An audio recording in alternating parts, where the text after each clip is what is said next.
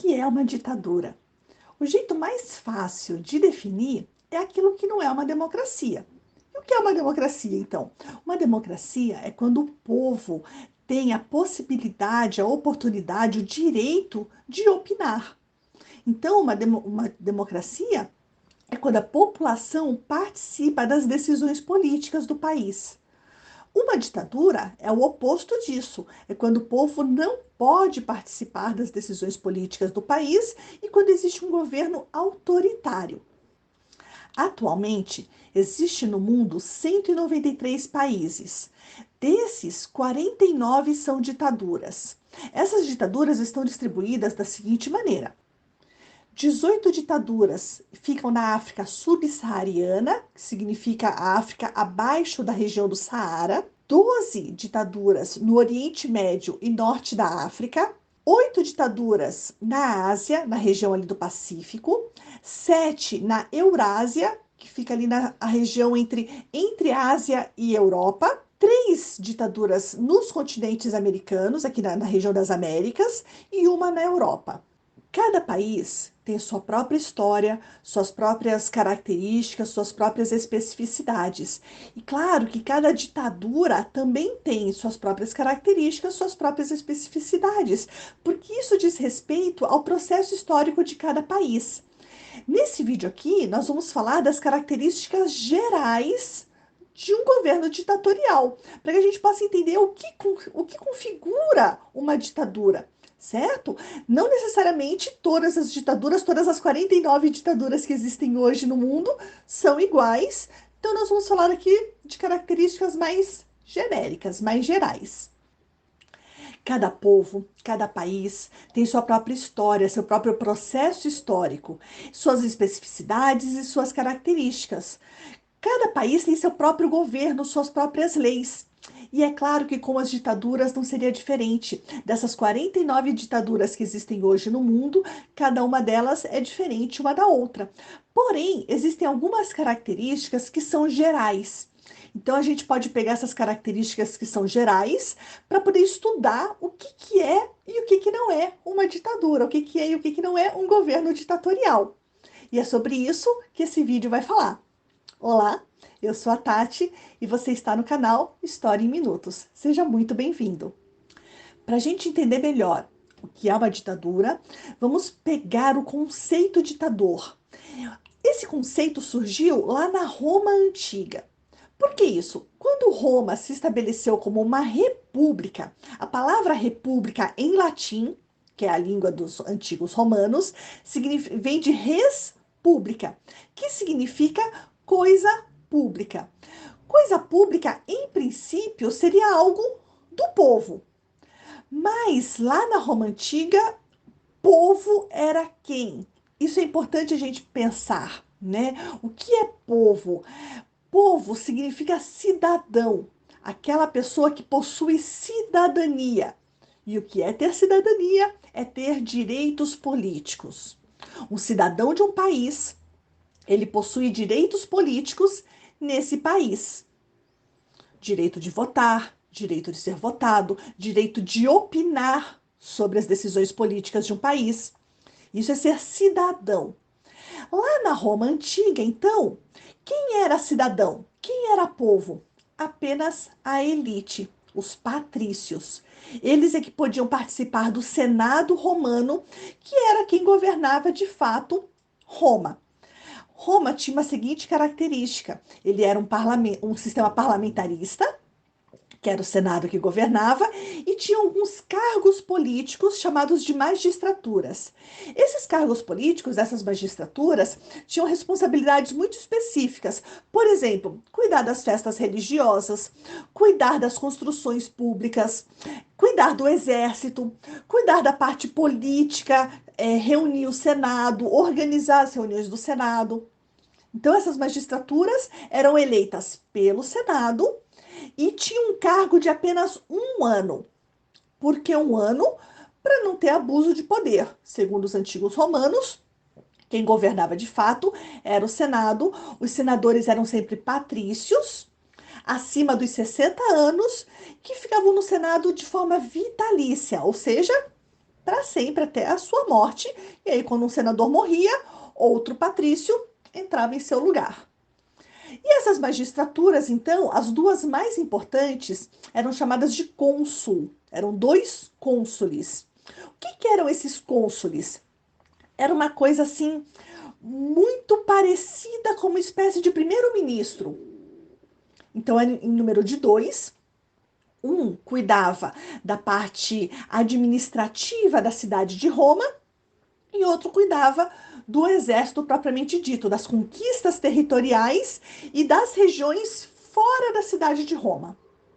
Então, esses cônsules, como eu falei, né, eram magistraturas que ficavam apenas por um ano, e em casos extraordinários, em casos onde houvesse uma crise política, uma crise econômica, uma situação na qual esses dois cônsules não conseguissem sanar, não conseguissem resolver, então, em caso extraordinário, o Senado convocava a eleição de um ditador. Então, o que era esse ditador? Era um cônsul, só que daí apenas um, em vez de ser dois, com plenos poderes. Esses plenos poderes para fazer tudo que ele quisesse para resolver a crise. E esse ditador, ele ficava no cargo por apenas 6 meses. Diferente das outras magistraturas, que ficavam um ano, o ditador ficaria apenas por 6 meses. Caso acontecesse de ele não resolver a crise, ele poderia ficar no cargo por mais 6 meses, ou o Senado poderia escolher outro. Tira esse ditador, chama mais um. Então, o conceito de ditadura vem daí, de uma pessoa com plenos poderes para fazer o que quiser no governo para controlar uma determinada situação política, econômica, enfim, certo? Então, na Roma Antiga funcionava assim. Esse conceito chegou até os nossos dias, assim como o conceito de Senado. Muitos países hoje possuem Senado, que é o quê? Uma Câmara, né, uma Assembleia de senadores que definem aí, em alguns países administram, governam os países parlamentaristas são governados pelo Senado, em outros países o Senado compõe o legislativo. No caso aqui do Brasil, o Senado compõe o nosso legislativo junto com a Câmara dos Deputados Federais. Esse conceito de Senado, esse conceito de ditador chegou para os nossos dias.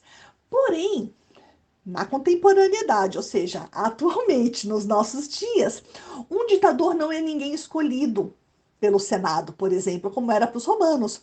Um ditador é uma pessoa que toma o poder e fica com plenos poderes. Existem formas de um ditador subir ao poder. Vamos falar de cada uma delas. Uma forma bastante comum do ditador assumir o poder é por eleições democráticas. Como assim, né? Como que um ditador se torna um ditador por eleições democráticas? Ele é um presidente eleito democraticamente, o povo vota, ele se torna presidente do país, se reelege de novo, se reelege de novo, e a cada reeleição, a cada novo governo, ele vai aumentando gradativamente os seus poderes, até que ele tenha poderes plenos e se torna um ditador. Um exemplo disso, a Venezuela. A Venezuela atual começou a sua ditadura no governo do Hugo Chávez. O Hugo Chávez foi eleito democraticamente pela população, foi reeleito pela população e foi aumentando cada vez mais os seus poderes, até que a cada nova eleição que ele vencia, levantava dúvidas de que será que o povo escolheu de fato ou será que ele, né, manipulou as eleições para se manter no poder? Quando Hugo Chávez morreu, entrou no lugar o Nicolás Maduro. Nicolás Maduro está lá no poder até hoje, ele é um ditador, mas toda eleição ele vence novamente. Será que essas eleições são realmente democráticas? Levanta essa suspeita. E a forma de governar torna ele um ditador, assim como era o Hugo Chávez anteriormente, antes dele. É um exemplo, né, de um ditador que assume o poder por meio de eleições democráticas. Uma outra forma de um ditador assumir o poder é por meio de um cargo político. Um cargo, por exemplo, de primeiro-ministro, ou um cargo de chanceler, ou um cargo de cônsul. Olha, falei de cônsul lá da Roma Antiga. O que é um cargo de cônsul? Alguns países ainda possuem esse cargo, por exemplo, a Alemanha tem o cargo de cônsul. O que é o cônsul? E o que é o chanceler? São cargos semelhantes ao primeiro-ministro. Muda o nome, né? Mas o cargo é bastante semelhante ao primeiro-ministro. Então, muitos ditadores assumem esses cargos de primeiro-ministro, chanceler ou cônsul. Dentro desse cargo político, ele vai aos pouquinhos aumentando o seu poder, vai se tornando cada vez mais autoritário, até ter poderes plenos e se transforma num ditador. Bons exemplos disso que eu estou falando para vocês: Benito Mussolini na Itália fascista, ali na época da Segunda Guerra Mundial. Benito Mussolini foi convidado pelo rei Vítor Emanuel III a se tornar chanceler. O Mussolini, como chanceler, foi ficando cada vez mais poderoso, cada vez mais autoritário, até que ele se tornou um ditador, mesmo tendo rei na Itália daquela época. Um outro exemplo disso, o Adolf Hitler da Alemanha. Hitler na Alemanha, ele foi convidado pelo presidente da época a se tornar cônsul, era o nome do cargo, chanceler. E aí, ele foi aumentando seu poder gradativamente, se tornando cada vez mais autoritário, e quando o presidente morreu, ele então se tornou governante pleno, com autoridade máxima da Alemanha. Então é uma outra forma de assumir o poder.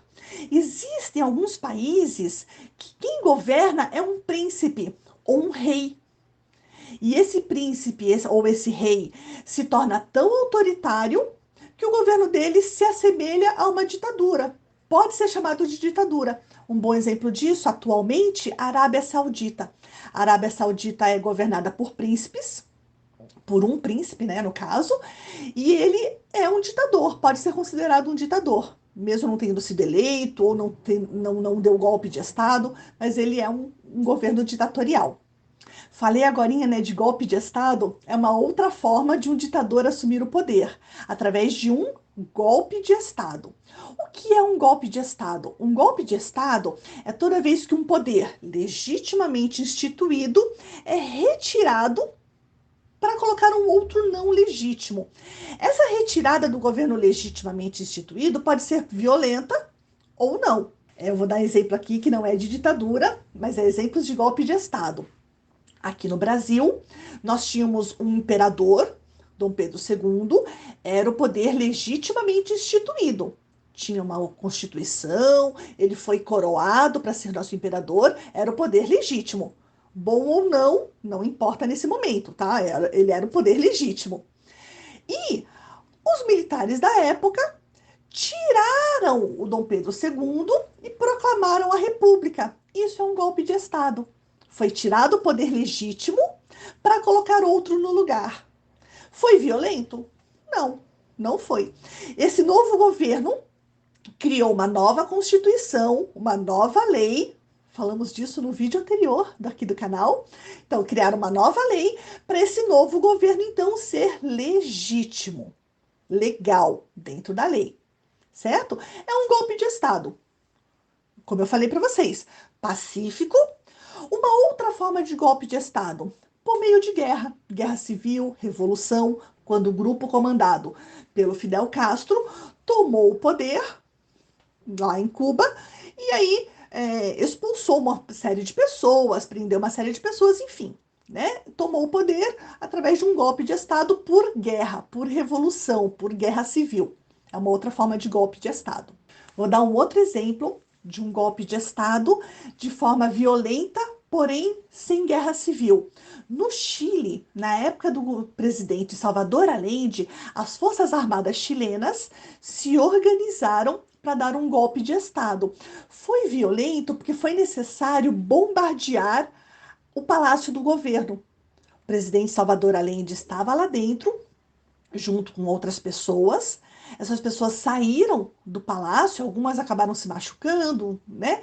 E o próprio presidente Salvador Allende morreu lá dentro. Então, foi de uma forma violenta, mas não teve guerra, não foi uma guerra civil. Mas foi dessa forma que os militares chilenos tomaram poder no Chile. Isso na década. Ai, agora eu não vou lembrar a data certinha. Mas foi ali pela década de 60, 70. Depois eu escrevo aqui para vocês. E uma outra forma de estabelecer uma ditadura é através de uma guerra, ou de uma invasão, ou de uma imposição estrangeira. Por exemplo, um país invade o outro, e ao invadir o outro, coloca ali um governante subalterno a quem invadiu. Esse governante subalterno pode se instalar como um ditador. Não consigo lembrar de nenhum exemplo nesse momento, a não ser os exemplos da época do Napoleão Bonaparte. Napoleão Bonaparte invadiu vários países da Europa, praticamente a Europa toda foi invadida pelo Napoleão, e esses países invadidos pelo Napoleão foram governados por parentes do próprio Napoleão. Esses governos se implantaram, se instalaram de forma autoritária, ditatorial, em nome do Napoleão Bonaparte. Nós acabamos de ver as formas que uma ditadura pode se instalar num país. Agora vamos ver quais são as características de uma ditadura. É claro que das 49 ditaduras que existem no mundo hoje, cada uma possui suas próprias características, porque cada país tem o seu próprio processo histórico. Mas essas características que eu vou explicar para você são características gerais que todas as ditaduras possuem. A primeira delas que nós vamos conversar é o autoritarismo. O que é autoritarismo? É a imposição de determinadas situações, muitas vezes à força, para a população. Então, é a imposição de regras, a imposição de decretos, a imposição de atitudes governamentais sobre a população, e muitas vezes esse autoritarismo vem acompanhado de violência, violência institucional da polícia ou das Forças Armadas. Outra característica é a afronta à democracia, ou seja, governos ditatoriais não aceitam medidas democráticas, não aceitam ouvir a população, não aceitam que a população opine, que a população se manifeste. Normalmente, governos ditatoriais proíbem passeatas, por exemplo, proíbem que a pessoa fale livremente sobre o que ela pensa. Né? Então, não existe democracia, não existe a opinião pública. E por não existir opinião pública, a liberdade de imprensa é cerceada. O que isso significa? Significa que a imprensa, o jornalismo, não pode escrever o que quiser, não pode publicar o que quiser. Nas ditaduras, normalmente existe censura dos meios de comunicação, existe censura das artes, existe censura dos veículos de comunicação, existe censura daquilo que vai ao público. Essa censura, ela é prévia e ela pode ser posterior também. Como assim? Censura prévia. Todo livro que vai ser lançado precisa primeiro passar por uma revisão para saber se a censura permite ou não permite esse livro ser lançado. Toda música composta, toda obra de arte produzida, precisa passar pelo crivo de um censor, que vai verificar se essa obra pode ir a público ou não. Toda mídia veiculada, rádio, televisão, internet hoje em dia, né, passaria por esse crivo de uma censura, de um censor previamente. E posteriormente seria o quê? Numa situação, por exemplo, ao vivo, que não tem como censurar, depois a pessoa é presa, a pessoa que falou alguma coisa contra, né, o governo pode ser presa, pode ser processada, pode ser expulsa do país. Isso é uma censura posterior. O cerceamento da liberdade de expressão é uma característica extremamente importante e forte nos governos ditatoriais. Normalmente, os governos ditatoriais censuram, sim, todos os meios de comunicação. Existem governos ditatoriais que não possuem a internet liberada. Apenas alguns sites podem ser acessados, apenas alguns aplicativos próprios do governo podem ser instalados. No caso, a China funciona assim, a Coreia do Norte funciona assim, outros países não saberia dizer, mas é uma característica bastante forte das ditaduras controlar a imprensa e controlar a liberdade de expressão. Além da liberdade de expressão, outras liberdades individuais também são cerceadas. Como assim? Vou dar um exemplo. Direito de ir e vir. O direito de ir e vir é você pode ir para onde você quiser, você pode mudar de cidade se você quiser, conseguir um emprego em outro lugar, vai estudar em outra cidade, muda de cidade. Isso é a sua liberdade de ir e vir. Nos governos ditatoriais, essa liberdade é cerceada. Para você mudar de cidade, por exemplo, precisa pedir uma autorização especial. Em alguns países acontece dessa maneira. Em alguns países, a liberdade individual de culto também é cerceada. Você não pode acreditar na fé que você quiser. Em alguns países ditatoriais, a religião do Estado é imposta para a população. Você não pode ter uma religião diferente. Exemplo disso, as ditaduras islâmicas. Se você não for da religião islâmica, se você não é muçulmano, você vai ter problemas nesses países. Outro exemplo, muitas pessoas falam que as religiões evangélicas, as seitas evangélicas, não podem entrar na China, e não pode mesmo. Né? Dentro da China, existe aí esse cerceamento da liberdade religiosa. Então, as liberdades individuais, elas são caçadas em regimes ditatoriais. Liberdade de expressão, liberdade de culto em algumas delas, liberdade de ir e vir. Outra característica extremamente importante dos governos ditatoriais é a centralização de poder. O que vem a ser isso? O governo, quem está no governo, centraliza o poder, possui poder superior aos demais. Vou dar exemplos para ficar mais fácil para você entender isso. Em países onde existam três poderes, legislativo, judiciário e executivo, se a ditadura é uma ditadura executiva, uma ditadura do poder executivo, por exemplo, um presidente ditador, os outros poderes, o judiciário e o legislativo, ficam abaixo do poder executivo, ficam abaixo do poder desse ditador. Esse ditador interfere no legislativo e no judiciário. Em casos de ditaduras legislativas, por exemplo, digamos que seja um parlamento, exemplo, né? Um parlamento ditatorial, um governo ditatorial cujo parlamento seja superior aos demais poderes. Existem ditaduras e momentos históricos no qual o ditador suprimiu os demais poderes. Deixou de existir um legislativo, por exemplo. As leis eram feitas pelo ditador.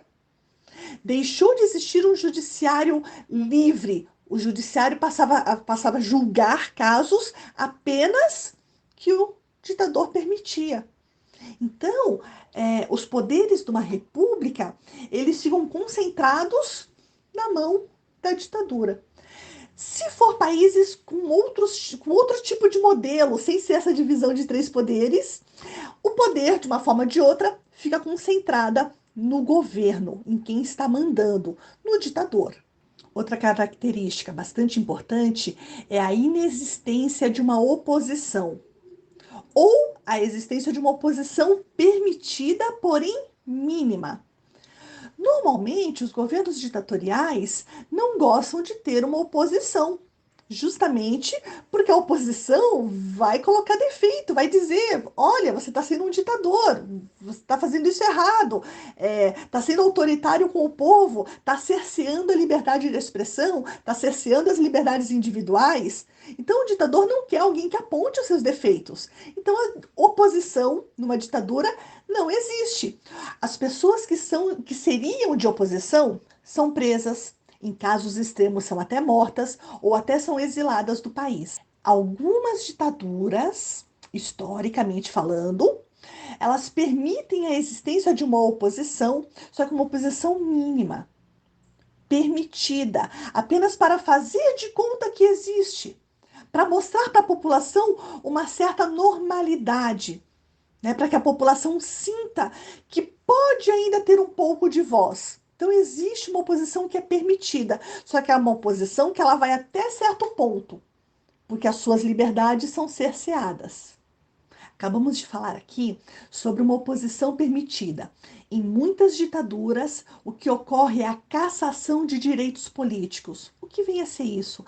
A população pode perder direitos políticos, pode perder o direito a ter um passaporte para poder sair do país se quiser, pode ser presa, pode ficar sem o seu direito a votar, por exemplo, nos países que, mesmo ditatoriais, que tenham eleições para algum tipo de cargo.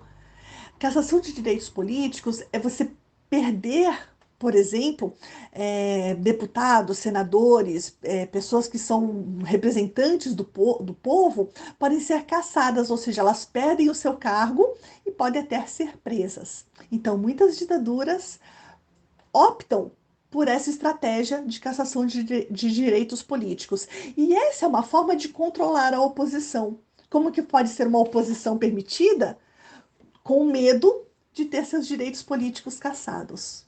Uma outra característica bastante contundente, bastante comum nos governos ditatoriais é a escolha de um inimigo público.